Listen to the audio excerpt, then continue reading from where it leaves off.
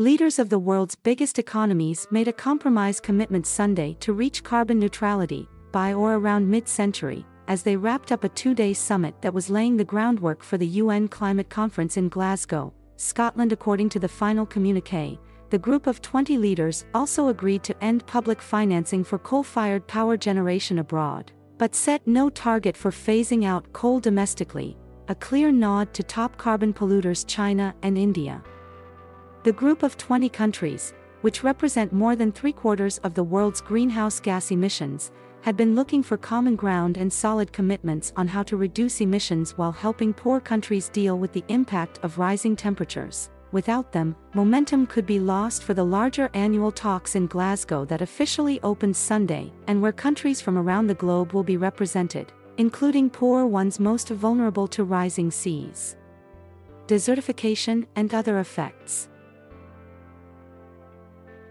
Negotiators for the group of 20 worked through the night and talks continued Sunday morning in hopes of reaching consensus for a final statement, said two European officials, speaking on condition of anonymity. Italian Premier Mario Draghi told the leaders going into the final working sessions that they needed both to set long-term goals and make short-term changes to reach them. "We must accelerate the phasing out of coal and invest more in renewable energy," he said. "We also need to make sure that we use available resources wisely, which means that we should become able to adapt our technologies and also our lifestyles to this new world." The group of 20 countries, which represent more than three-quarters of the world's greenhouse gas emissions, are looking for common ground on how to reduce emissions while helping poor countries deal with the impact of rising temperatures.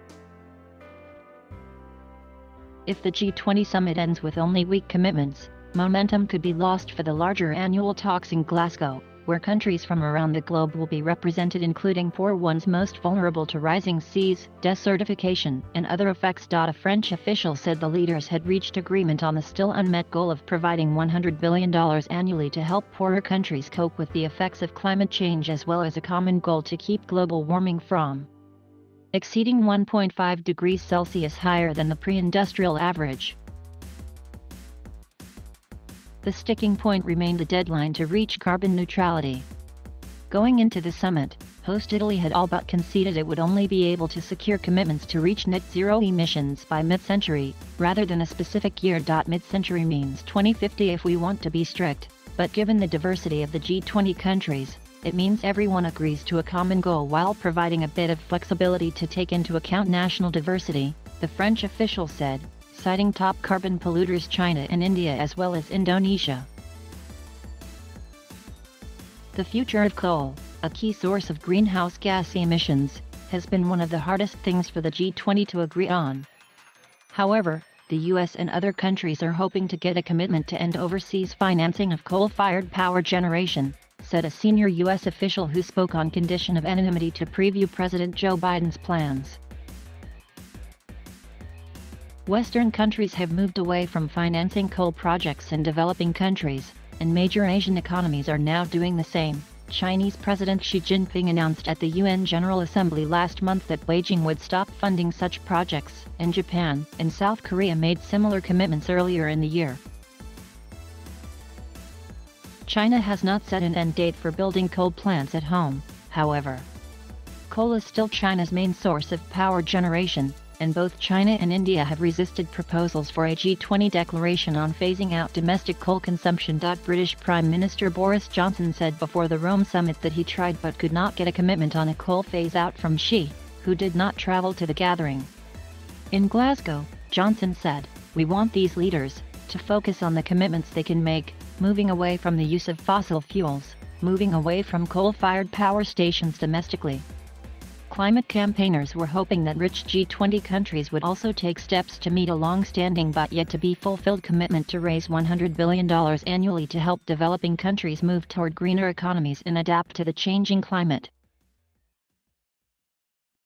Youth climate activists Greta Thunberg and Vanessa Nakate issued an open letter to the media as the G20 was wrapping up, stressing three fundamental aspects of the climate crisis that often are downplayed: that time is running out, that any solution must provide justice to the people most affected by climate change, and that the biggest polluters often hide behind incomplete statistics about their true emissions. The climate crisis is only going to become more urgent. We can still avoid the worst consequences, we can still turn this around. But not if we continue like today, they wrote, just weeks after Thunberg shamed global leaders for their blah blah blah rhetoric during a youth climate summit in Milan. Britain's Prince Charles addressed the G20 Sunday morning and urged leaders to listen to young people who are inheriting the warming Earth, warning that it is quite literally the last chance saloon.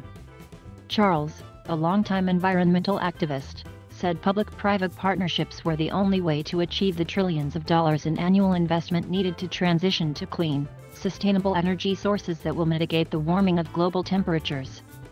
It is impossible not to hear the despairing voices of young people who see you as the stewards of the planet, holding the viability of their future in your hands, Charles said.